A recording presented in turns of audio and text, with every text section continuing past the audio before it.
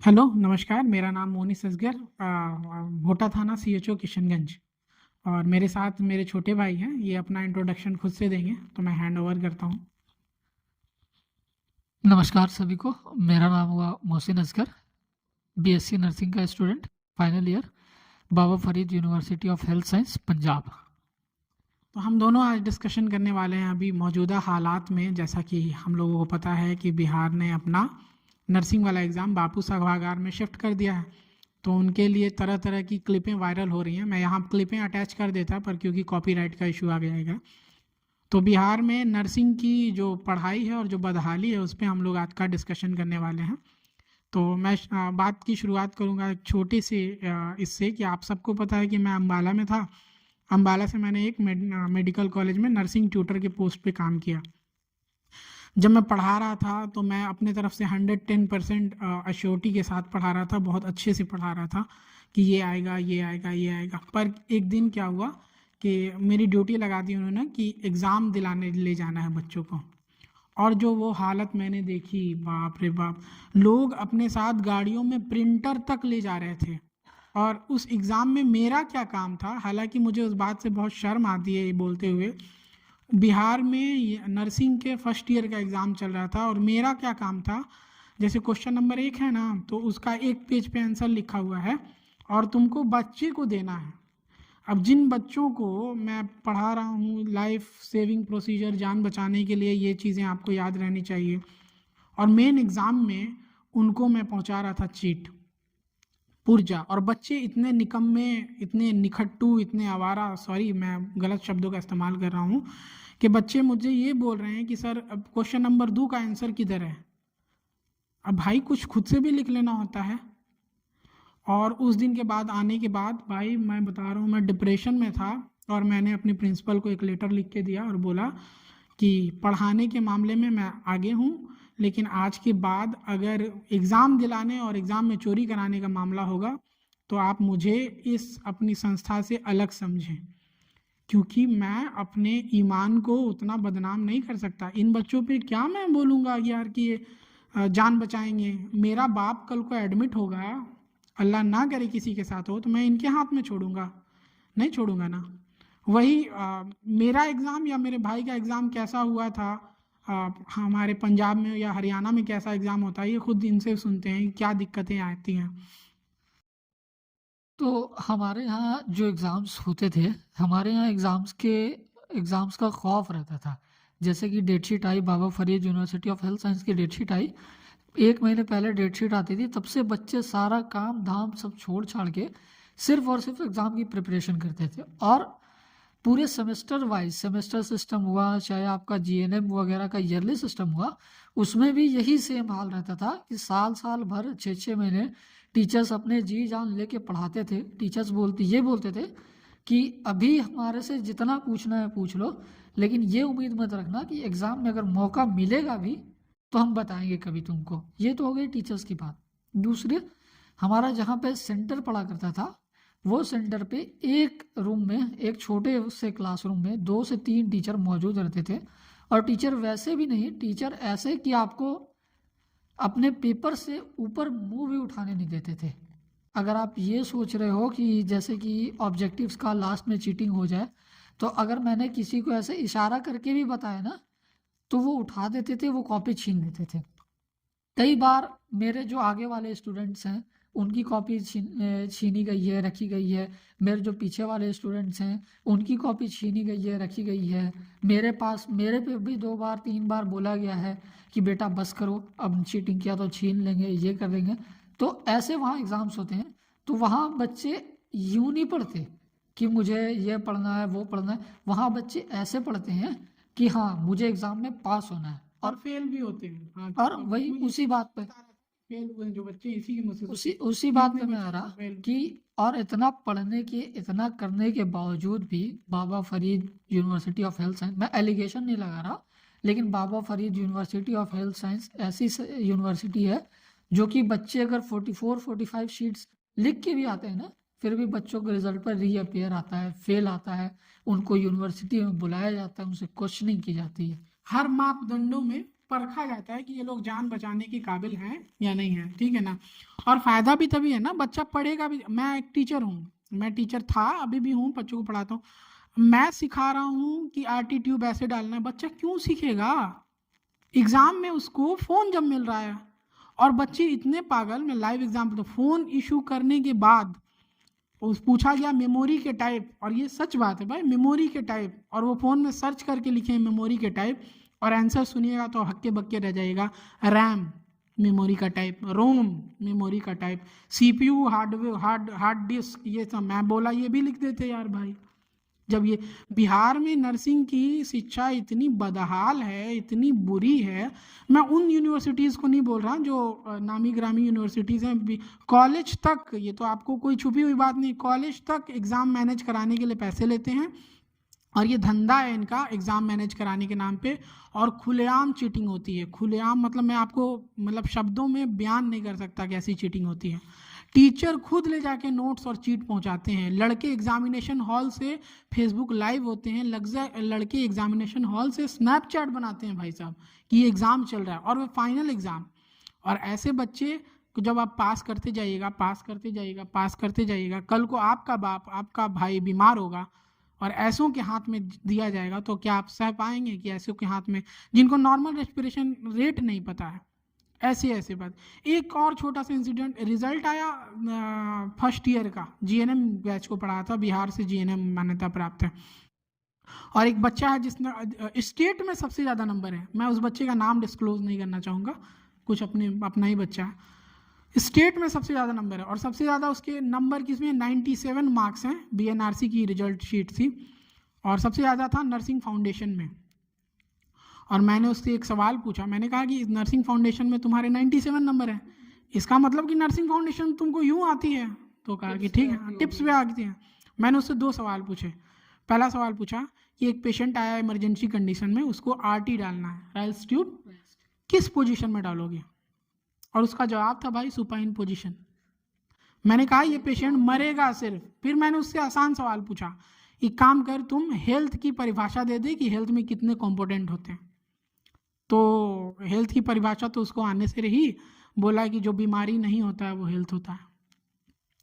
ऐसे ऐसे बच्चे डिस्टिंक्शन ला रहे हैं।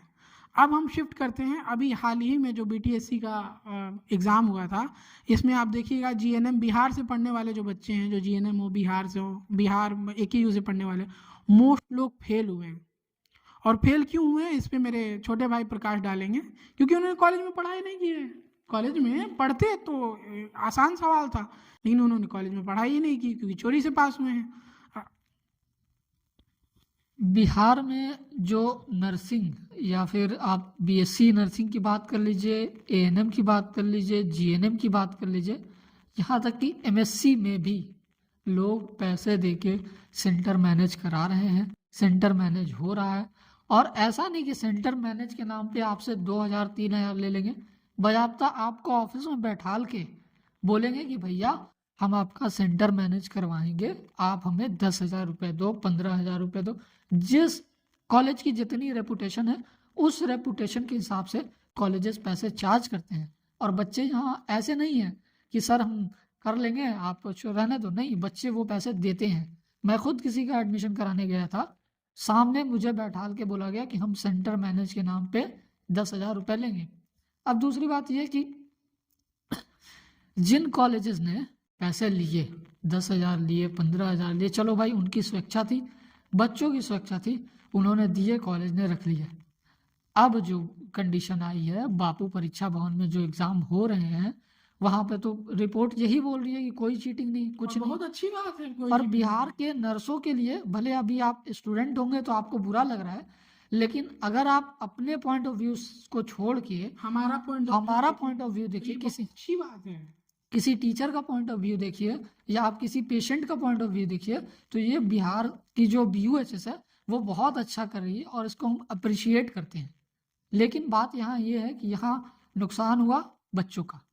बच्चों ने साल भर पढ़ाई की नहीं, अचानक से परीक्षा सेंटर उनके BUHS ने बाकी परीक्षा कर दिए। टीचरों की हालत सभी कॉलेजों में कैसी है वो आप जानते हैं। मैनेजमेंट के नाम पे उनसे पैसे ले लिए गए।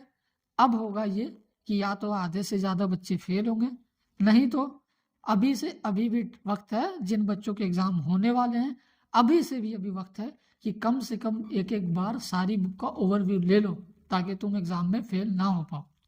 मैं रॉकेट साइंस की बात नहीं कर रहा, पर normal parameter, normal respiration, abnormal respiration, normal vital sign भी अगर आपको नहीं आता है और आप ये उम्मीद करते हैं कि बीएससी नर्सिंग को अभी चल रहा है कि इसकी जीएनएम वाले बीएससी नर्सिंग को हटा दें ताकि वो लोग आ गए। मैं भी बिहारी हूँ, ये भी बिहारी है, हम दोनों ने पढ़ाई बाहर से की है, सरकारी यूनिवर्सिटी से टेस्ट निकाल के। तो बाहर से पढ़ाई करने का एक फ़ायदा ये है, मैं हरियाणा से, ये पंजाब से, कि वहाँ हम लोगों ने पढ़ा है। अगर हम लोग कुछ भी एक आध दो अक्षर भी पढ़े होते ना, तो अगर जो ये लोग इतने सारे लोग फेल किए हैं, ये फेल नहीं होते। और एंड ऑफ द डिस्कशन में मैं दो चार बात बोलना चाहूँ, बच्चों को हो सके कमेंट बॉक्स में आके वो लोग गाली दें कि ऐसा होता है वैसा होता है।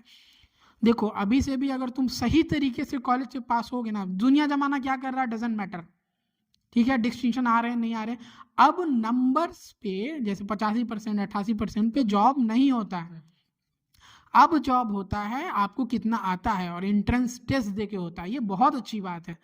तो अगर आप मेहनत करके कॉलेज लाइफ में ही सही बिना चोरी के अगर पास हो जाते हैं ना, तो मैं आपको गारंटी लिख के देता हूँ कि आप बीटीएससी हो, नॉर्सेट, इवन नॉर्सेट हो, झारखंड का एग्ज़ाम हो, ईएसआईसी हो, इसमें 50-60% स्कोर कर लेंगे आराम से। और नर्सिंग इतिहास का कोई भी ऐसा एग्ज़ाम नहीं है जो 60% रिजल्ट दे दो अगर सही सही और उसमें जॉब हुआ नहीं है।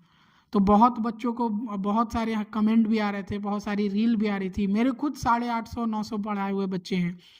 ये गिल्ट की वजह से कि हमको चोरी कराना पड़ता है, मैंने 2 जगह जॉब चेंज की भाई, क्योंकि वो गिल्ट लेके मैं नहीं चल सकता। मेरे यूनिवर्सिटी में जैसा मुझे पता है, कड़कती ठंड में दिसंबर में एग्जाम, हॉल में एग्जाम, और मुंडी उठाने नहीं दिया जाता था, और वैसे ही हम लोग पास हुए हैं।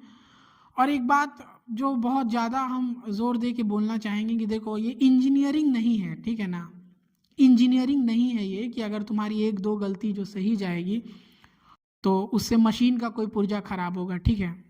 ये लाइफ साइंस है। तुम्हारी एक गलती और किसी के घर, किसी का भाई, किसी का बाप, किसी की बहन, किसी की माँ इस दुनिया से चली जाएगी। तो ये बहुत बड़ी बात है। तो मैं गुजारिश ये करूँगा आप सबसे कि इस चेंज को जो BUHS ने किया है, मुझे नहीं पता, उनका नुकसान तो उनका भी हो रहा है, पैसे किसी को काटते थोड़ी हैं, मुझे नहीं पता कि ये कितना दिन चलेगा, मुझे नहीं पता कि इस पे कमेंट करना, इस पे बोलना मेरा वाजिब है भी कि नहीं है, लेकिन बहुत अच्छा इनिशिएटिव है और इसको सपोर्ट करने की ज़रूरत है। बिहार के हेल्थ केयर प्रोफेशनल्स को आगे आके सपोर्ट करने की ज़रूरत है। और बच्चों से यही दरख्वास्त है कि बच्चों पढ़ो, क्योंकि पढ़ाई बिना कोई चारा नहीं। आज पास हो भी जाओगे, डिस्टिंक्शन डिग्री ले भी लोगे, कल को जिस दिन तुम्हारे हाथ से एक पेशेंट मर गया ना, उस दिन अपने आप को कभी माफ़ नहीं कर पाओगे। और अगर माफ़ कर पाते हो तो फिर मैं ये समझूंगा कि अंदर का ज़मीर तुम्हारा मर गया है, और कोई बात नहीं है। जाते जाते बस एक दो बातें जो मैं एज अ स्टूडेंट आपसे बोलना चाहूँगा कि इस BUHS के इस इनिशिएटिव से डरिए मत। ये जो भी इनिशिएटिव लिया जा रहा है, जनरेशन सुधर जाएगा। जो भी इनिशिएटिव लिया जा रहा है, आप लोगों के बिहार के स्वास्थ्य विभाग के भलाई के लिए लिया जा रहा है।